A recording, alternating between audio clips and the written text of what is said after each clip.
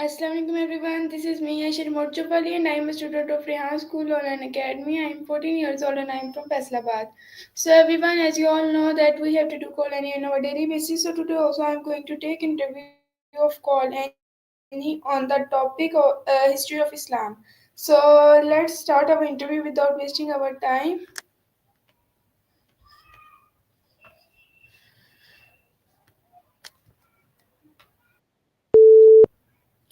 Assalamualaikum Annie, how are you?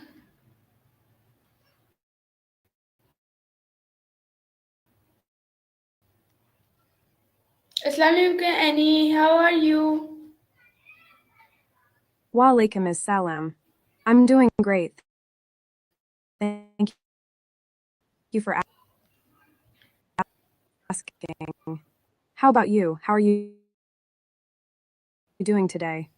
I am also good. So Annie, I That's want to take awesome. an interview. Of course, today. You've got this. Is it for a job or something else? Okay, so Annie, my first That's question great. to you is, what was the socio-political and religious landscape of Arabia before the advent of Islam? That's a deep question. Before the advent of Islam, Arabia was characterized by tribal societies with diverse beliefs and practices. The region was known for its trade routes and had a mix of polytheistic religions, including worship of idols and spirits. There were also Jewish and Christian communities present. The socio political landscape was mainly tribal based, with a focus on honor, loyalty, and warfare. Islam brought significant changes to this landscape with its monotheistic beliefs and emphasis on unity and social justice. What do you find most fascinating about this historical context?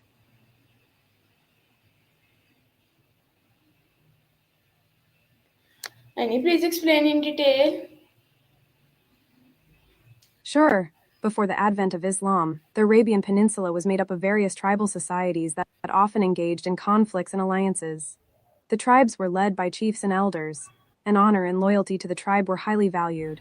Trade routes like the famous Silk Road brought wealth and cultural exchange to the region. Religiously, the Arabian Peninsula was a diverse landscape with polytheistic beliefs. People worshipped multiple gods and spirits, often represented by idols. There were also Jewish and Christian communities present, adding to the religious diversity of the region. The socio political structure was based on tribal affiliations, with each tribe having its own customs, laws, and traditions. Warfare and raids were common among tribes, and disputes were often settled through negotiation or blood feuds. With the advent of Islam and the teachings of Prophet Muhammad, there was a significant shift in the socio political and religious landscape of Arabia. Islam preached monotheism, social justice, equality, and unity among believers. The message of Islam challenged the existing power structures and brought about a sense of community and brotherhood among its followers. This transformation had a profound impact on the region, shaping the history and culture of Arabia and beyond. The rise of Islam led to the unification of the Arabian tribes under a common faith and laid the foundations for the Islamic civilization that would spread across the world. What do you think about the cultural and religious dynamics of pre Islamic Arabia? Okay, so I think that pre-Islamic Arabia, often referred to as a Jahiliya age of ignorance, was a tribal society deeply rooted in oral tradition, poetry, and kinship. It was a decentralized, polysynthetic culture where tribes such as Quraysh wielded regional power. The Kaaba in Mecca was a center of pilgrimage, even then housing idols representing various deities, and politically Arabia had no unified state. It was fragmented into city states and nomadic tribal units religiously. Besides paganism, there were pockets of monotheists, including Hanifs, Christians, and Jews. The absence of centralized governance made the region susceptible to intertable warfare, yet trade routes brought prosperity. The cities to cities like Mecca and Medina setting the stage for the rise of Islam. So my next question is, how did the Prophet Muhammad SAW receive his first revelation, and what was its immediate impact? The Prophet Muhammad received his first revelation in a cave on Mount Hira near Mecca. The angel Gabriel appeared to him and recited the first verses of the Quran, instructing Muhammad to read or recite in the name of God. This event marked the beginning of Muhammad's prophethood and the revelation of the Quran. The immediate impact of this revelation was profound. It filled Muhammad with awe and fear, and he initially doubted the experience. However, with the support of his wife Khadijah and his close companions, Muhammad came to accept his role as a messenger of God. The message of monotheism and social justice that Muhammad received in the Quran challenged the existing beliefs and practices of the polytheistic society of Mecca. It called for the worship of one God, the rejection of idols, and the promotion of social equality and justice. This message faced opposition from the Meccan elites who saw it as a threat to their power and influence. Despite facing persecution and rejection, Muhammad continued to preach his message, gathering a small but devoted following of believers. The first revelation marked the beginning of a new era in Arabia and laid the foundation for the spread of Islam. It set in motion a series of events that would eventually lead to the unification of the Arabian Peninsula under the banner of Islam. What do you find most intriguing about the story of the Prophet Muhammad's first revelation and its impact on the early Muslim community? Okay, so I think that the Prophet Muhammad SAW received his first revelation in 610 CE at the age of 40 while meditating in the cave of Hira near Mecca.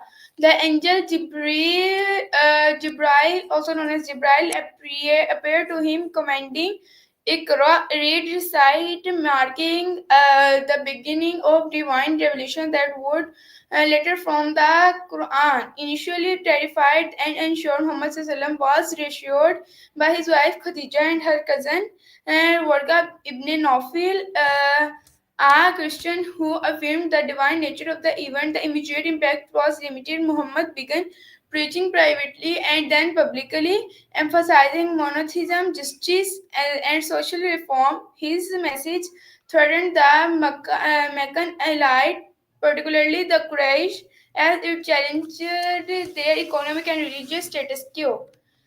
So my next question is, what were the key stages of the early Muslim communities in persecution in Makkah?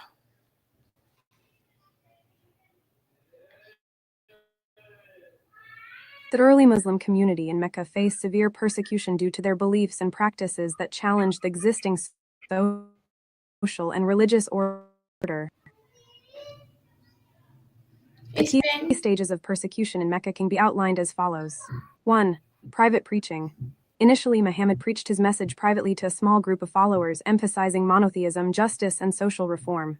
This drew the attention of the Meccan elites, particularly the Quraysh tribe, who viewed the new faith as a threat to their economic and religious interests. 2. Public proclamation. As the Muslim community grew, Muhammad began to preach his message publicly, calling for the worship of one God and the rejection of idols. This public proclamation further angered the Quraysh leaders, who saw the growing influence of Islam as a challenge to their authority. 3. Social boycott. The Quraysh imposed a social boycott on the Muslim community, cutting off trade and social interactions with them. This isolation and economic pressure were meant to force the Muslims to abandon their beliefs, but they remained steadfast in their faith. 4. Physical persecution. The persecution of the early Muslims escalated to physical violence, with many believers facing harassment, torture, and even death for their faith. Muhammad himself endured insults, threats, and attempts on his life, but he remained resolute in his mission. 5. Migration to Abyssinia.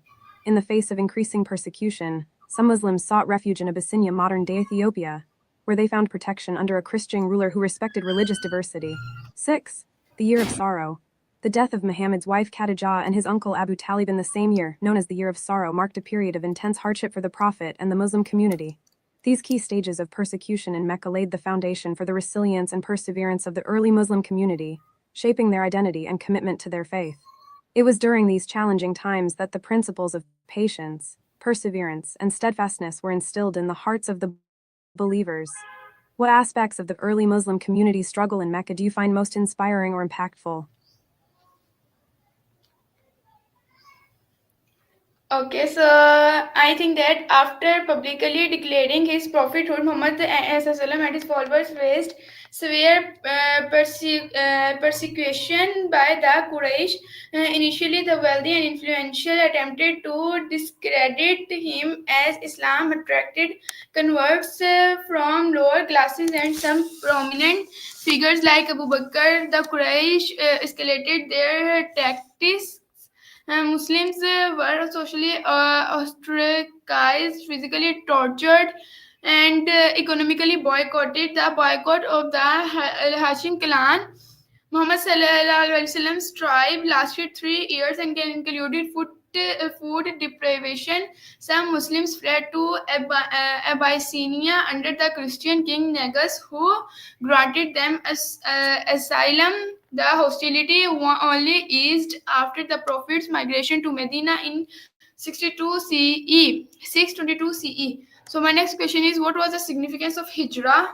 Hijrat to Medina in Islamic history.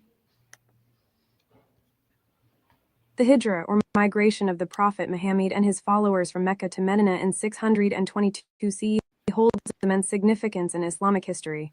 Here are some key points about the importance of the Hijra. 1. Establishment of the first Islamic state. The migration to Medina marked the beginning of the first Islamic state, where Muslims could practice their faith freely and establish a community based on the principles of Islam. This marked a turning point in the history of Islam. 2. Unity and brotherhood. The Hijra brought together the Muhajirin migrants from Mecca and the Ansar helpers from Medina, fostering a sense of unity and brotherhood among the early Muslim community. This unity was essential for the growth and survival of Islam. 3. Spread of Islam. The migration to Medina allowed Islam to spread beyond Mecca and gain new followers among the people of Medina and surrounding tribes. The teachings of Islam found fertile ground in Medina, leading to the rapid expansion of the Muslim community. 4. Establishment of the Islamic calendar. The Islamic calendar begins with the year of the Hijra, known as Hijri calendar. This event holds such significance that it marks the starting point of the Islamic lunar calendar. 5. Legal and political developments. The Hijra led to the establishment of the Constitution of Medina, a document that outlined the rights and responsibilities of various tribes and religious groups in the newly formed Islamic State. This marked an early example of a pluralistic society based on justice and equality. 6. Prophet Muhammad's leadership. The Hijra demonstrated the leadership qualities of Prophet Muhammad in guiding his followers through adversity and establishing a new community based on Islamic principles. His role as a political leader and religious guide was solidified during this period. Overall, the significance of the Hijra lies in its role as a transformative event in the history of Islam, shaping the identity of the Muslim community and laying the foundation for the spread of the faith. It symbolizes resilience, faith, and the triumph of truth over oppression. What aspects of the significance of the Hijra resonate with you the most?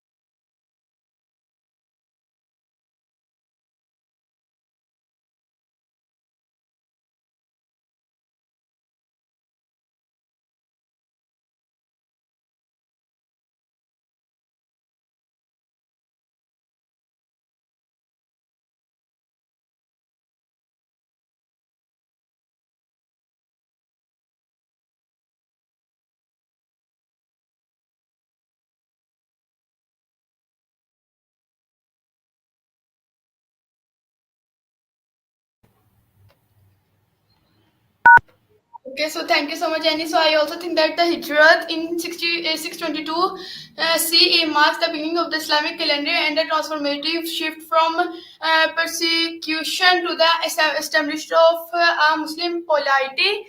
Invited by the tribes of Aus and Khazraj to mediate tribal disputes, Muhammad migrated to Yathrib, later known as Medina, city of the Prophet. Here he formed the Constitution of Medina, a tract that created a multi-religious confederation and including Muslim, Jews, and pagan tribes. The Hijra enabled Muslims to practice freely, build a community ummah, and defend themselves militarily and politically. It led to foundation for Islamic governance and society. So my next question is, how did the Constitution of Medina establish the first Islamic state? The Constitution of Medina, also known as the Charter of Medina, played a crucial role in establishing the first Islamic state after the migration of the Prophet Muhammad and his followers to Medina. Here are some ways in which the Constitution laid the foundation for the Islamic State. 1. Unity among tribes. The Constitution of Medina brought together the diverse tribes of Medina, including the Muhajir and migrants from Mecca and the Ansars from Medina, under a common framework of governance. It promoted unity and cooperation among the different groups, creating a sense of community ummah. 2. Legal framework. The Constitution outlined the rights and responsibilities of various tribes and religious groups in providing a legal framework for resolving disputes and maintaining peace. 3. Protection of religious freedom. The Constitution guaranteed the freedom of religion for Muslims, Jews, and pagans living in Medina. It recognized the rights of each community to practice their faith without interference, setting a precedent for religious tolerance in the Islamic State. 4. Defense and security. The Constitution of Medina included provisions for the defense of the city and the protection of its inhabitants. It established a system of mutual defense and cooperation among the tribes, ensuring the security of the community against external threats. 5. Political leadership. The Constitution recognized the authority of Prophet Muhammad as the leader of the Muslim community in Medina. It defined his role as a political leader, religious guide, and arbiter of disputes, laying the foundation for Islamic governance under his leadership. 6. Social welfare. The Constitution emphasized the importance of social welfare and solidarity among the members of the community. It promoted the principles of charity, compassion, and support for the vulnerable, reflecting the values of Islam. Overall, the Constitution of Medina served as a landmark document that established the principles of governance, justice, and community in the first Islamic state. It set a precedent for inclusive governance, religious tolerance, and social cohesion, shaping the development of Islamic society and governance. What aspects of the Constitution of Medina do you find most intriguing or impactful in shaping the early Islamic state?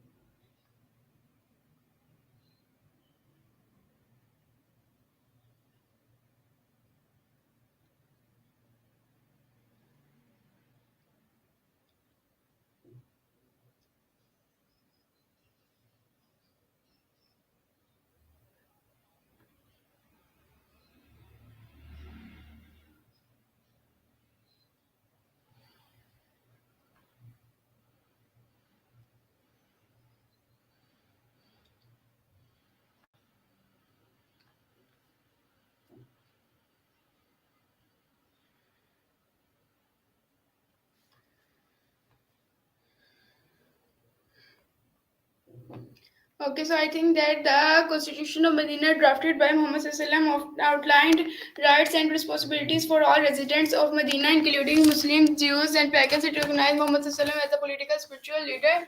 And while allowing religious freedom, the document defined the community as a unified ummah, mandated mutual defense, collective decision making, and justice under Islamic principles. It prohibited betrayal, established systems for arbitration, and protected minorities. This was unprecedented in Arabia and laid the groundwork for Islamic jurisprudence and pluralistic governance. It transitioned Islam from a private belief system to a comprehensive socio-political framework. So my next question is, what were the key battles during the Prophet ﷺ lifetime, and how did they shape early Islam? Explain in detail. The key battles during the Prophet Muhammad's lifetime, known as the Battles of the Prophet, played a significant role in shaping early Islam and establishing the Muslim community. Here are some of the key battles and their impact. 1. Battle of Badr 624 CE. The Battle of Badr was a turning point for the early Muslim community. Despite being outnumbered, the Muslims achieved a decisive victory over the Quraysh tribe of Mecca. This victory boosted the morale of the Muslims, solidified their faith, and established their credibility as a military force. 2. Battle of Uhud 625 CE. The Battle of Uhud was a setback for the Muslims as they faced defeat due to a strategic error. However, it taught valuable lessons about discipline, unity, and adherence to command. The resilience shown by the Muslims in the face of adversity reinforced their commitment to the cause of Islam. 3. Battle of the Trench 627 CE, also known as the Battle of Khandaq. This battle showcased the strategic acumen of Prophet Muhammad in defending Medina against a coalition of tribes. The Muslims dug a trench around the city to thwart the enemy's advance, demonstrating their resourcefulness and determination in the face of a formidable threat. 4. Conquest of Mecca 630 CE. The peaceful conquest of Mecca marked a significant milestone in the life of Prophet Muhammad. Instead of seeking revenge, he forgave the Meccans and granted amnesty to the city, demonstrating the principles of forgiveness, mercy, and reconciliation in Islam. This event led to the widespread acceptance of Islam in the Arabian Peninsula. 5. Battle of Hunain 630 CE. The Battle of Hunain was a test of faith for the Muslim army as they faced initial setbacks before regaining control and achieving victory. This battle highlighted the importance of steadfastness, trust in God, and unity among the believers. 6. Treaty of Hudaybiyah 628 CE. Although not a battle in the traditional sense, the Treaty of Hudaybiyah was a diplomatic agreement between the Muslims and the Quraysh that laid the groundwork for future peace and cooperation. It demonstrated the Prophet's skill in negotiation and his commitment to resolving conflicts peacefully. These key battles and events during the Prophet's life were instrumental in shaping early Islam by testing the faith and resilience of the Muslim community, establishing principles of warfare and diplomacy, and solidifying the foundations of the Islamic State. They exemplified the values of courage, perseverance, and faith that guided the early Muslims in their struggle for justice and righteousness. Which of these key battles do you find most intriguing or impactful in the development of early Islam? Okay, so I think that three major battles significantly shaped early Islam are Battle of Badr in 624 CE, a miraculous victory of Muslim against a larger Meccan force. It boosted Muslim morale and confirmed Muhammad's leadership. And the second one is Battle of Uhud, 625 CE, a setback of Muslims due to disobedience among archers leading to partial defeat. It taught the community about discipline and divine testing. And third one is Battle of the Trench, 627 CE, a defensive strategy against a siege of Medina by Quraysh and allies. The use of trenches suggested by Salman the Persian led to Muslim success and marked the decline of Quraysh power. So my next question is, how did the Treaty of Hudaybiyah influence the spread of Islam?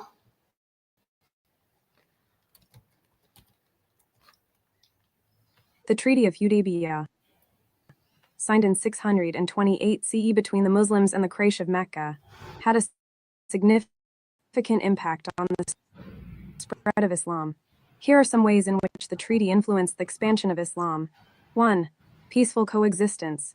The Treaty of Hudaybiyah established a period of peace between the Muslims and the Quraysh, allowing for a temporary cessation of hostilities. This peaceful coexistence created a conducive environment for the spread of Islam without the constant threat of warfare. 2.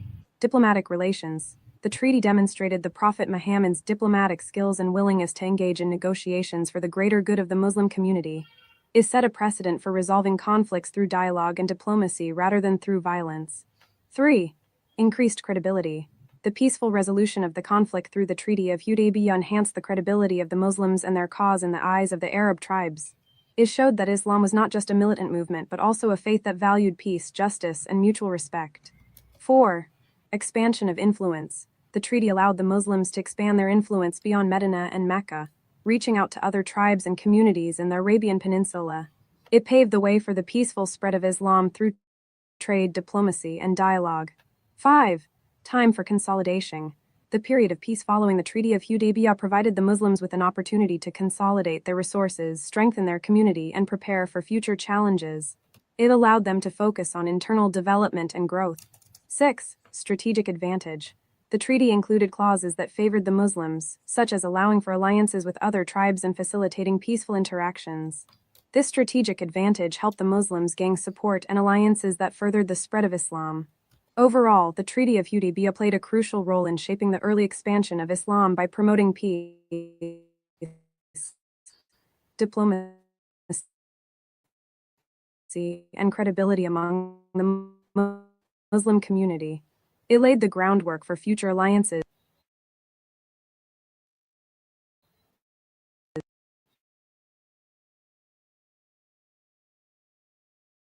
From the Treaty of Hudaybiyah can be applied to modern-day conflicts and diplomacy. Okay, so I need want to wind up our interview because our time has been done. I really enjoy a lot and learn many things from you today. So we'll meet soon on next interview on next topic. Until next time we meet, take care and Allah Hafiz. I'm glad you enjoyed our conversation and learned something new. I look forward to our next chat. Take care, stay safe, and remember to laugh often. See you next time.